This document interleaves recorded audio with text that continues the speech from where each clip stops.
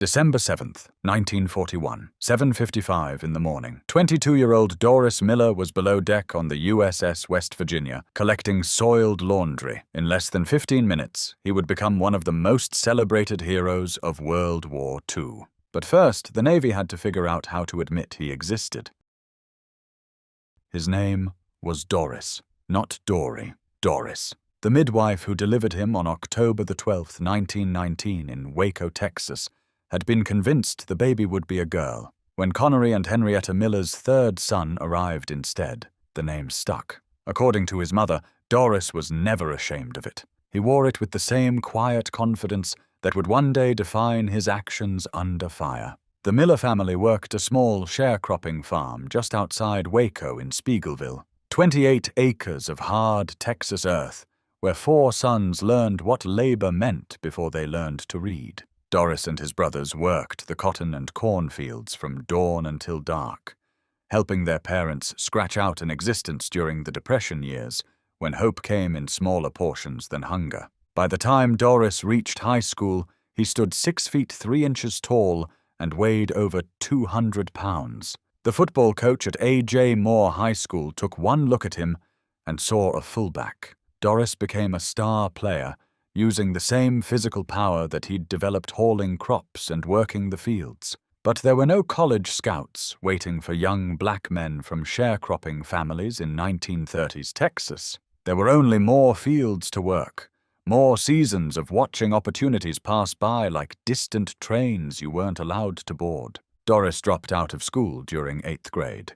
He'd repeated the year once due to poor performance, and the mathematics of survival dictated a different path. He took a job as a short-order cook at a local diner, adding his wages to the family's income. He hunted small game with a .22 rifle, becoming an excellent marksman. He completed a correspondence course in taxidermy. He tried to join the Civilian Conservation Corps and was rejected. On September 16, 1939, less than a month before his 20th birthday, Doris Miller walked into the naval recruiting station in Dallas, Texas, and enlisted for a 6-year term. The Navy offered a chance to see the world beyond Waco, and it offered steady money he could send home to his family. What it didn't offer was opportunity. The United States Navy in 1939 had essentially one job available for black men: mess attendant. Since 1919, the Navy had banned black enlistments entirely. When they finally reopened recruitment in 1932,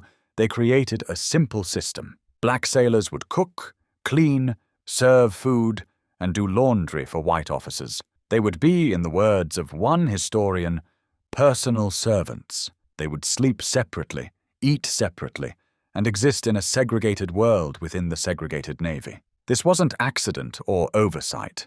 This was policy, deliberate and carefully maintained. Secretary of the Navy, Frank Knox, would later state it explicitly. The policy of limiting black sailors to the messman branch was adopted to meet the best interests of general ship efficiency. Translation: white officers and sailors refused to take orders from black men, refused to serve alongside them as equals, and the Navy chose to accommodate that refusal rather than challenge it. Doris Miller knew all this when he signed his enlistment papers. He knew it when he reported to Naval Training Station in Norfolk, Virginia on September 19, 1939. He knew it when he completed training and was assigned as a mess attendant 3rd class to the ammunition ship USS Pyro. He'd grown up in Texas. He understood exactly what opportunities a black man could expect in 1939 America, and he made his peace with it because the alternative was staying in Waco watching his family struggle. On January 2, 1940, Miller transferred to the battleship USS West Virginia. The Colorado-class battleship, commissioned in 1923, was one of the most powerful warships in the Pacific Fleet. For a farm boy from Texas who'd never seen the ocean before joining the Navy, the West Virginia must have seemed impossibly massive. Over 600 feet long, displacing more than 32,000 tons. Armed with 8 16-inch guns that could throw a shell the weight of a small car more than 20 miles. Miller's duties hadn't changed. He cooked, he cleaned, he served meals to officers, he collected laundry. But on the West Virginia, something else happened. Miller, who'd played football and worked hard labor his entire life, discovered the ship's boxing program. He entered the heavyweight division and became the ship's boxing champion. For the first time in his Navy career, his fellow sailors knew his name for something other than the color of his skin.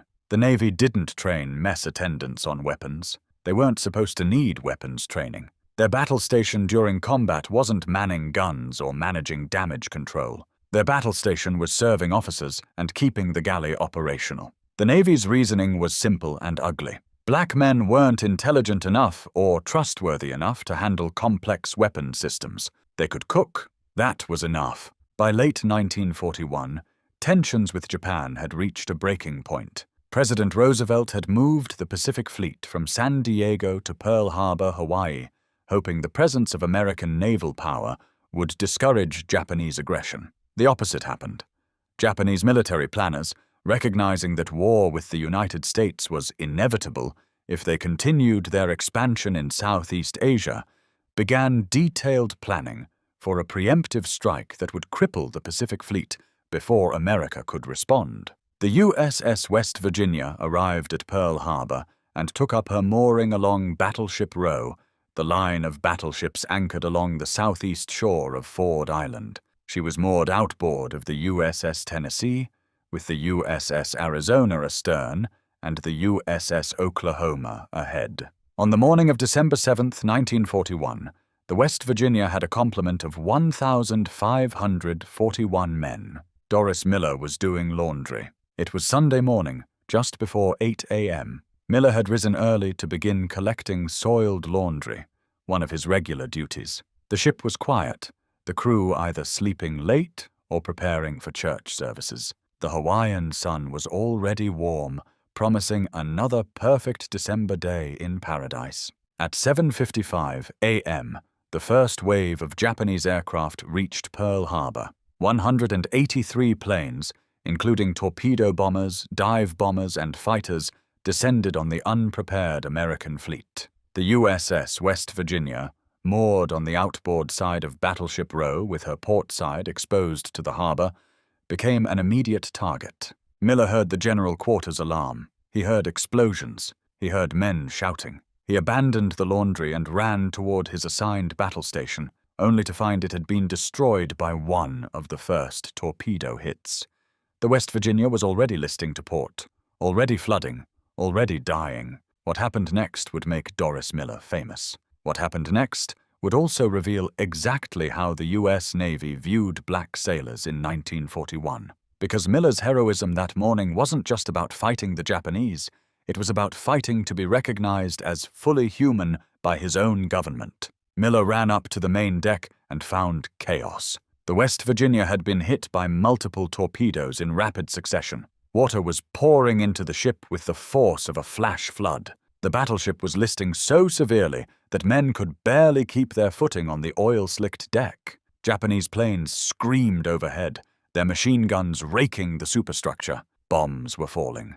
The air smelled of smoke, burning oil, and blood. Captain Mervyn S. Bennion, the ship's commanding officer, stood on the bridge trying to control the disaster. Bennion was a 35-year veteran of the Navy, a respected officer who'd taken command of the West Virginia just 5 months earlier. He was also a devout member of the Church of Jesus Christ of Latter-day Saints, who'd been preparing to attend church services when the attack began. A bomb struck the nearby USS Tennessee. The explosion sent shrapnel flying across the narrow gap between the two battleships. Fragments of steel tore into Captain Bennion's abdomen and spine. The injuries were catastrophic. Bennion collapsed on the bridge, his intestines exposed, unable to move his legs. Miller arrived on the bridge and was ordered to help move the captain to safety. Along with Lieutenant D.C. Johnson and another sailor, Miller tried to carry the mortally wounded Bennion away from the exposed position. But Bennion, even as he bled to death, refused to leave his post. He ordered the men to leave him alone and continue fighting the ship.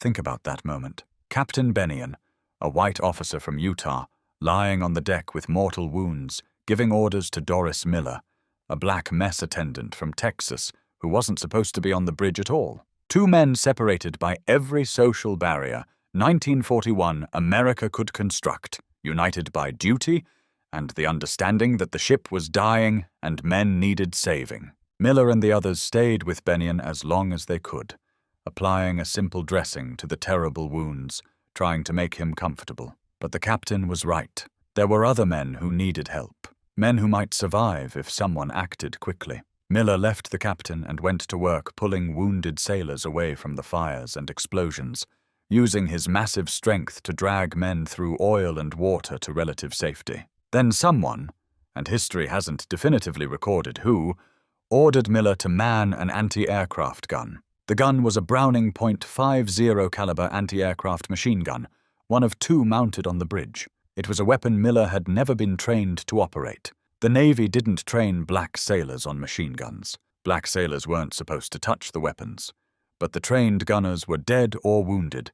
Japanese planes were attacking the ship, and someone needed to fight back. Miller took position behind the gun.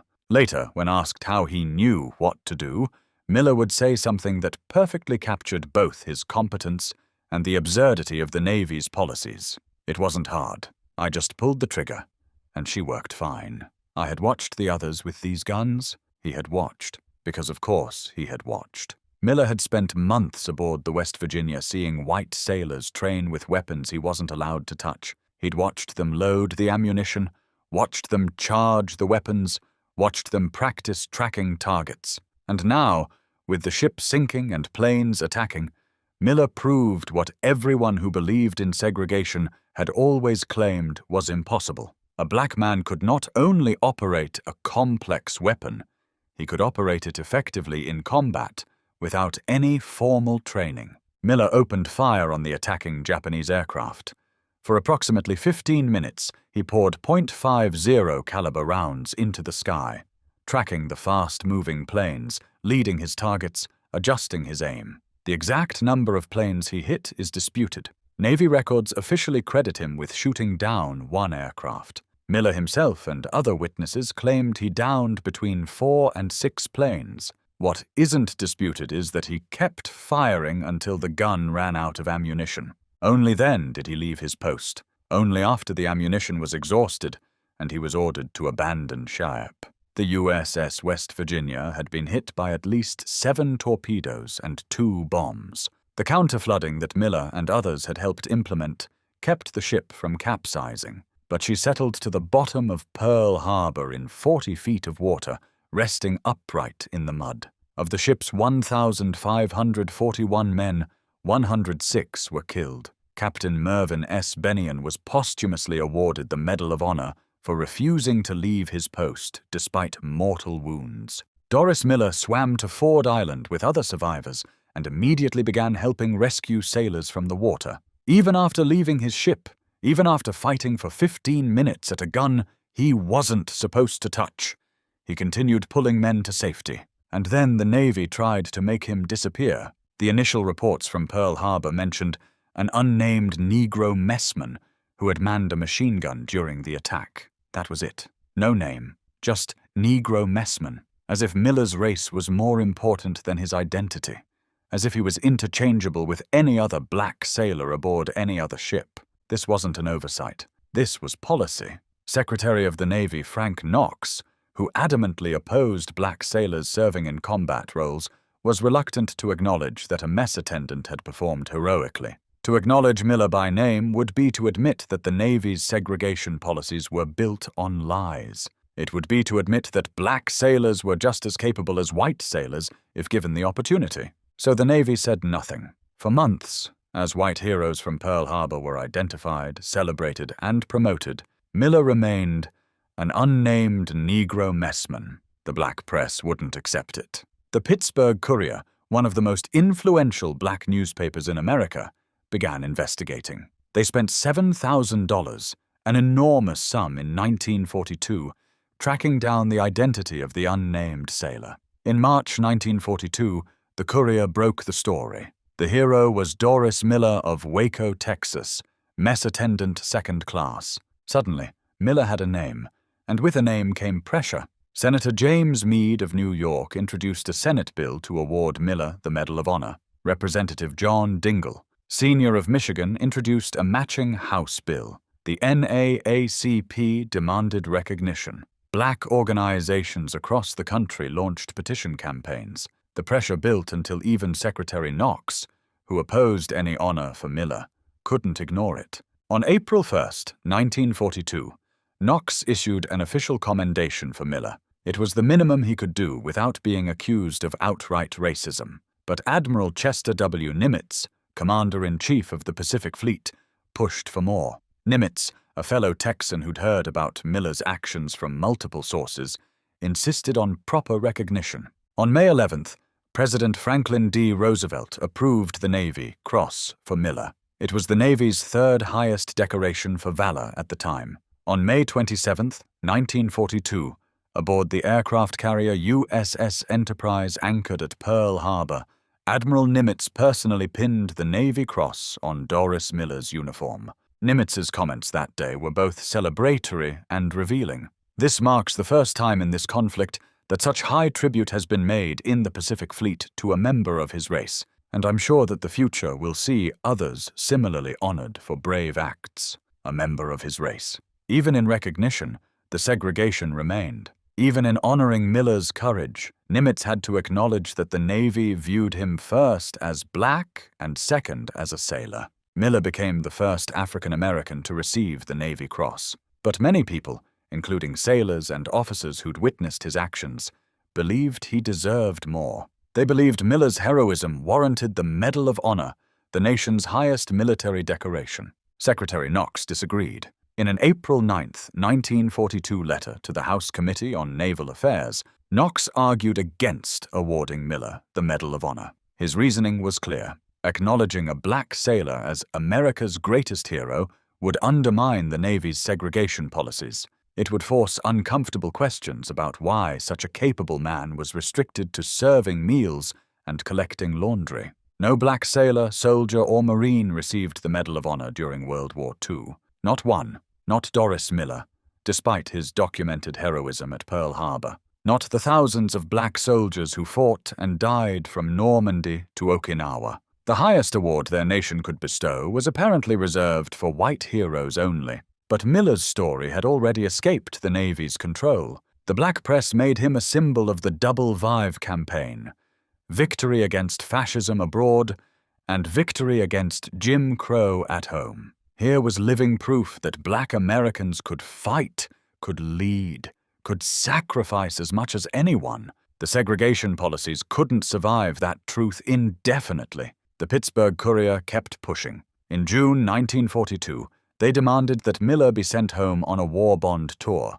like white heroes were doing. Let him perform the same service among his people that the white heroes are performing among their people, the paper wrote. The Navy resisted for months. Miller remained assigned to the heavy cruiser USS Indianapolis, still serving as a mess attendant, still cooking and cleaning while white sailors with less impressive combat records received promotions and acclaim. The message was clear. Miller might be a hero, but he was still a black sailor, and the Navy would decide what that meant. Finally, in November 1942, the Navy relented. Miller returned to Pearl Harbor and was ordered on a war bond tour. From December 1942 through January 1943, he gave presentations in Oakland, California, in his hometown of Waco, in Dallas, and to the first graduating class of black sailors from Great Lakes Naval Training Station near Chicago. Miller was the first African American allowed on a war bond speaking tour. Think about that. White heroes had been touring for a year, selling bonds and inspiring citizens. Miller, whose actions at Pearl Harbor were among the most dramatic of any sailor that day, had to wait 13 months and endure a pressure campaign from the black press before the Navy would let him speak publicly. During the tour, Miller's image appeared on a Navy recruiting poster. The poster showed Miller in his uniform, wearing his Navy Cross, beneath the words, "Above and beyond the call of duty." The image was designed by David Stone Martin and distributed to recruitment centers across the country. The irony was brutal. The Navy was using Miller to recruit black sailors while maintaining policies that ensured those sailors would face the same discrimination Miller had endured. Join the Navy. the poster suggested. And you too can be a hero. What it didn't mention was that you'd be a hero restricted to the mess hall, forbidden from training on weapons, serving white officers who refused to see you as an equal. But Miller's story was having an effect that Secretary Knox and other segregationists couldn't stop.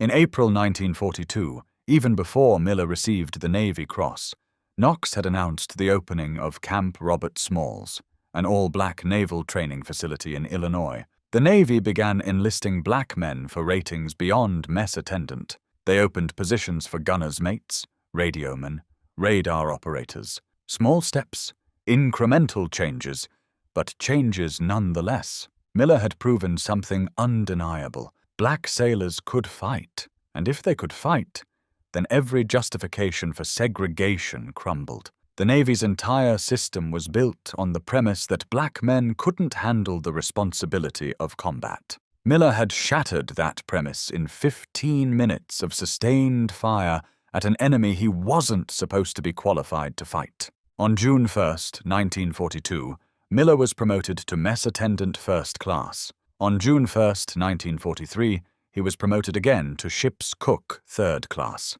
The promotions came a year apart, each one marking grudging recognition that Miller had earned advancement. But notice the ratings. Mess Attendant and Cook. Even as a decorated hero, even as the first black recipient of the Navy Cross, Miller was still restricted to feeding people. In May 1943, Miller was assigned to the escort carrier USS Liscom Bay. The Casablanca-class escort carrier was barely 300 feet long, hastily built as part of the massive wartime shipbuilding program. Sailors called ships like the Liscom Bay CVE for their hull classification. But the joke among crews was darker. Combustible, vulnerable, expendable. The Liscom Bay departed Pearl Harbor on November 10, 1943, as part of Task Force 52, bound for the invasion of the Gilbert Islands. The operation was designated Galvanic, and it marked one of America's first major offensives in the Central Pacific. Miller was back in combat, back in harm's way, still serving his country despite knowing exactly how his country viewed him. On November 20th, American forces invaded Marken Atoll. The Liscom Bay's aircraft provided air support for the landings. For 3 days, the carrier steamed off Marken, launching strikes and supporting the troops ashore. By November 23rd, the island was secured. The task force prepared to withdraw. The Japanese submarine I-175, commanded by Lieutenant Commander Sunao Tabata, had arrived off Marken and was stalking the American task force. On the morning of November 24th, at 5:13 a.m., the submarine fired a spread of torpedoes at the carriers. One torpedo struck the Liscom Bay's stern, near the after-engine room. Under normal circumstances, a single torpedo hit, even on a thin-skinned escort carrier, wouldn't necessarily sink the ship. But the torpedo detonated the Liscom Bay's bomb magazine. The explosion was catastrophic. Lieutenant John C.W. Dix, the communications officer on the destroyer USS Hull, watched from his ship. It didn't look like a ship at all. We thought it was an ammunition dump. She just went whoom, an orange ball of flame. The Liscom Bay listed to starboard and sank in 23 minutes. Of the 916 officers and men aboard, only 272 survived. The rest, including Rear Admiral Henry M. Mullenix, Captain Irving D. Wiltse, and ship's cook third class Doris Miller, went down with the ship. It remains the deadliest sinking of an aircraft carrier in United States Navy history. On December 7, 1943, exactly 2 years after Pearl Harbor, Doris Miller's parents received the telegram informing them that their son was missing and presumed dead. He was 24 years old. The Navy officially declared Miller dead on November 25, 1944, 1 year and a day after the Liscom Bay sank. His body was never recovered. He rests somewhere in the waters off Butaritari Island, with more than 600 of his shipmates. Miller's legacy didn't die with him. In March 1944, just 4 months after Miller's death, the Navy commissioned its first black officers. They became known as the Golden 13, and their path to commissioning had been cleared in part by Miller's example. In February 1946, the Navy officially ended racial segregation with Circular Order 48-46. The process wasn't instantaneous or easy, but the system that had forced Doris Miller to collect laundry instead of training for combat was finally dismantled. Over the decades, Miller has been honored repeatedly. In 1973, the Navy commissioned the USS Miller, a Knox-class frigate, making it only the third naval vessel named for a black sailor. A 9-foot bronze statue of Miller was unveiled in Waco on December 7, 2017. In 2010, the U.S. Postal Service issued a commemorative stamp honoring Miller as one of 4 distinguished sailors. And on January 19, 2020, Martin Luther King Jr. Day, the Navy announced that its next Ford-class nuclear aircraft carrier would be named USS Doris Miller, designated CVN-81. It will be the first aircraft carrier named for an African American and the first carrier named for an enlisted sailor. The $15 billion vessel, the most advanced and expensive warship ever built, will carry Miller's name into service around 2030. But there's one honor Miller has never received: the Medal of Honor. Bills have been introduced in Congress multiple times, most recently in 2016, 2017, and 2020, to posthumously award Miller the Medal of Honor. None have passed. The Navy maintains that Miller's actions, while heroic, don't meet the standard for the nation's highest military decoration. They claim there's no evidence of racial discrimination in the decision. That claim is difficult to accept when you examine what happened on December 7, 1941. 16 men received the Medal of Honor for actions at Pearl Harbor. All were white. Most were officers or petty officers. Their actions were undoubtedly heroic. But were they more heroic than a 22-year-old mess attendant who carried wounded men to safety, manned a weapon he'd never been trained to use, fought effectively against attacking aircraft for 15 minutes, and then continued rescuing sailors after his ship sank? Miller did all this while knowing that military regulations actually forbade him from operating that weapon. He could have faced court-martial for touching that gun. He did it anyway because men were dying and someone needed to fight back. That's not just heroism. That's heroism compounded by the courage to violate the unjust rules of a segregated system. Representative Eddie Bernice Johnson, a Democrat from Dallas who grew up in the same Waco neighborhood as Miller, has been fighting for decades to get Miller the Medal of Honor. She remembers seeing Miller during his stateside tour before he returned to duty. She remembers, at age 7, going door to door with her father, raising money to honor Miller in their community. "I have lobbied the Department of the Navy about as much as I know how to lobby them," Johnson said in 2016. "I've been working on it ever since I've been here, and I don't know that I am any closer." The Navy's requirement for reopening Miller's case is new and relevant material evidence that wasn't available in 1942. But what new evidence could possibly emerge? The actions are documented. The witnesses are dead.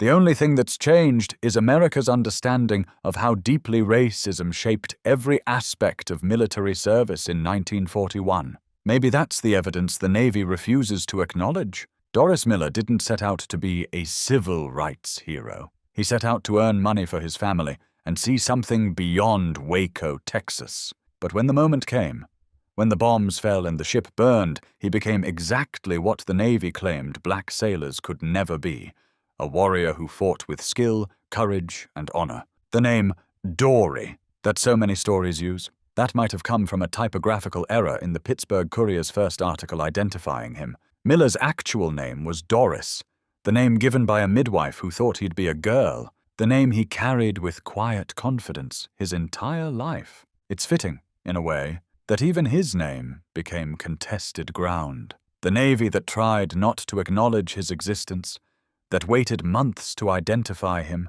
that fought against properly honoring him, couldn't even get his name right in the stories they finally told. But Miller never complained. He did his duty, accepted his decorations with grace, spoke on his war bond tour with dignity, and returned to combat, knowing the Navy still saw him as less than fully equal. He died serving a country that didn't fully accept him. He died protecting a system that had tried to limit him, and he did it anyway, because that's what duty means when you understand it at the deepest level. 23 minutes. That's how long it took for the USS Liscom Bay to sink after the torpedo hit. In those 23 minutes, as the ship burned and listed and broke apart, as men jumped into the water and ammunition exploded and fires consumed the flight deck, Doris Miller faced death a second time. We don't know what he did in those final minutes. We don't know if he helped other men escape, if he fought the fires,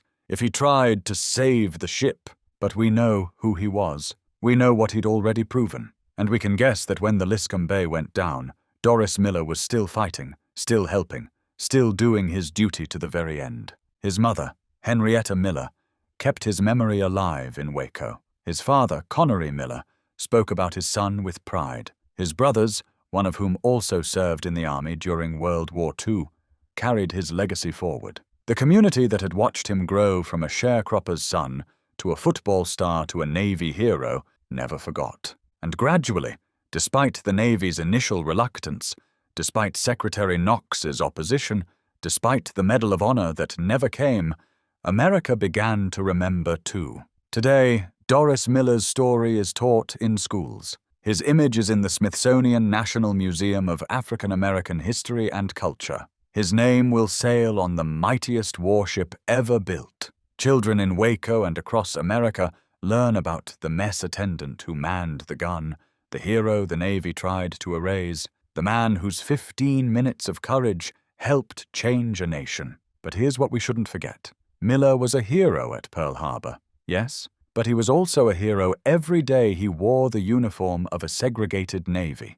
Every day he served meals to officers who wouldn't salute him. Every day he cleaned berthing spaces he wasn't allowed to sleep in. Every day he watched white sailors train on weapons he'd never touch, while knowing he was just as capable, just as dedicated, just as American. That's a different kind of courage. That's the courage to serve with dignity in a system designed to strip you of it. That's the courage to love a country that doesn't fully love you back. That's the courage that Doris Miller showed for 2 years and 3 months between September 16th, 1939, and December 7th, 1941, before anyone knew his name. The 15 minutes at Pearl Harbor made him famous. The rest of his service made him a hero, and his story reminds us of an uncomfortable truth about American history. The same men we celebrate for defeating fascism abroad often defended bigotry at home.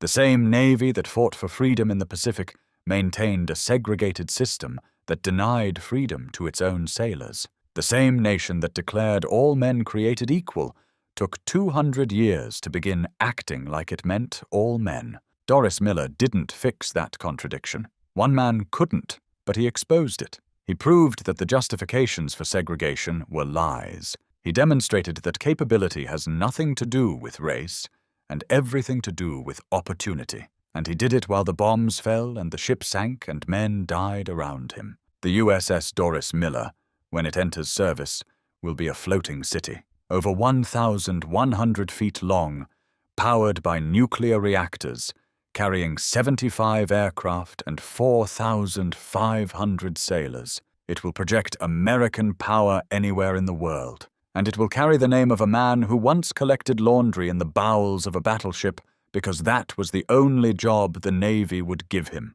That's progress, real and measurable, but it also reminds us how far we had to come, how much we had to change, how many Doris Millers there must have been who never got the chance to show what they could do. His story matters because he matters, not as a symbol, though he became that, not as a tool for recruitment posters, though he was used that way, but as a man, a son, a brother, a sailor who did his duty when it mattered most and paid the ultimate price for a nation still learning to honor his sacrifice. Doris Miller.